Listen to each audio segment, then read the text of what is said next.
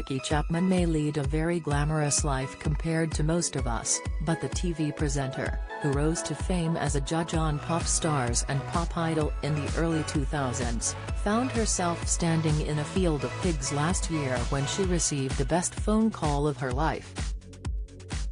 Having undergone surgery to remove a brain tumor the size of a golf ball in 2019, the star was filming a TV show when she received the amazing news from her doctor that her tumor had disappeared and that she was being given the all-clear.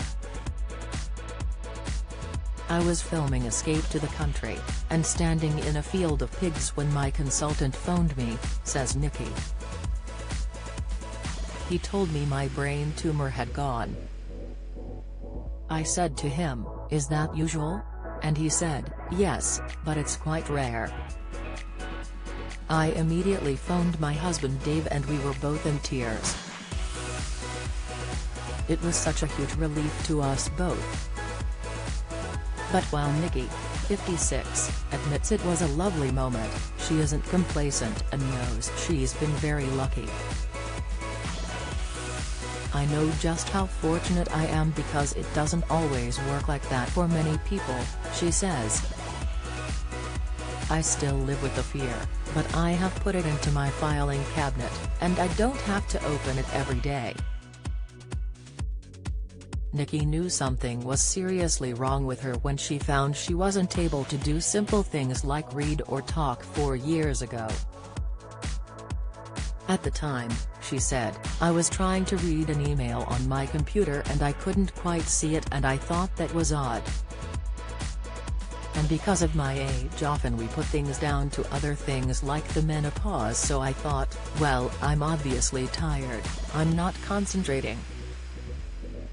But after a break from work the symptoms returned and Nicki knew they weren't due to tiredness or the menopause. She said, "I went on holiday, felt fine, came back, did a photo shoot and that afternoon realized I couldn't see again. Then I had to do a voiceover and I couldn't speak. I walked into the edit, sat down and the editor was chatting away and I looked at him and thought, I can't talk to you." Nothing was coming out.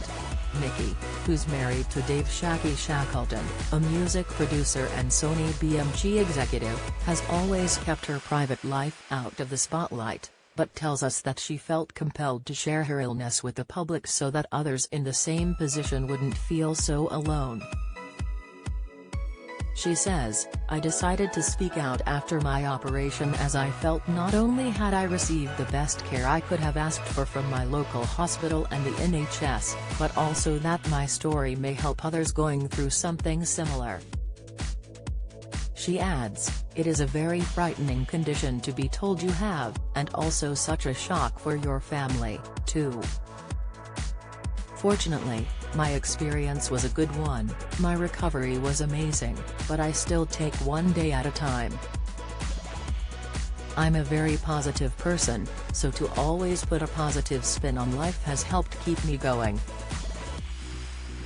We're with Nicki today to talk to her about her involvement in the Chelsea Flower Show, which she has been presenting since 2006.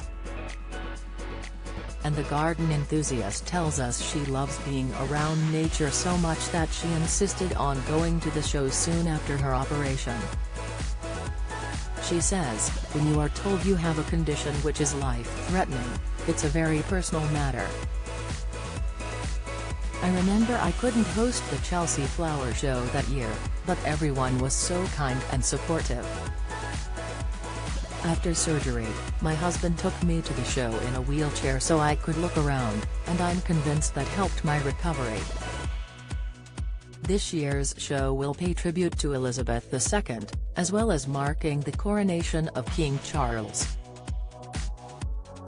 Nicki says, "Because the late Queen was such a huge fan of the show, there will be a garden of reflection that celebrates her life, which will feature her favorite plants and also those of King Charles." The late Queen visited the Chelsea Flower Show every year since she was a child and then became patron of the Royal Horticultural Society in 1952. We will miss her this year. Nicki, who lives in Chiswick, West London, says the show appeals to so many people because it has something for everyone and that the pandemic inspired lots of people to pay more attention to nature. It's a springboard into summer, she says. Since lockdown, I think a lot of people have found a new love affair with their gardens. Even if you only have houseplants, you are still a gardener. For me, when lockdown happened, I found great pleasure being in my garden, particularly when I was recovering from surgery. Being in the garden helped me heal. Presenting the Chelsea Flower Show is quite a different vibe to the shows that originally made Nicki famous.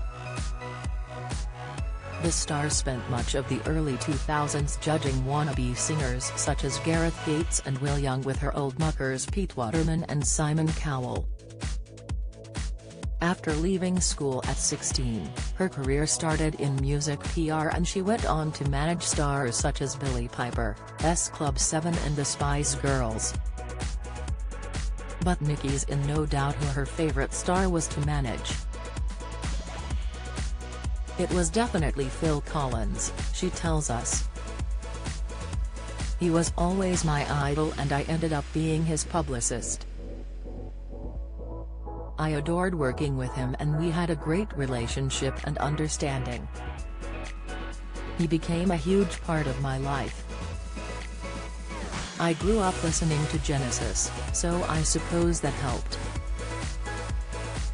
Phil was a joy to work for. It's this passion and enthusiasm for everything she turns her hand to that has made Nicki hugely successful, and she credits her parents for giving her so much drive. I had a very happy upbringing and I had a lot of respect for my parents, she says. They always instilled in me the importance of being happy. I'm also used to hard work and it's easy to work hard when you love what you do. I have been lucky in my career in the sense I only do the projects I believe in, hence I love being part of the presenting team on the Chelsea Flower Show. It's the jewel in my presenting crown. Chelsea Flower Show starts Sunday on BBC One, with a 60-minute launch programme from 6 p.m.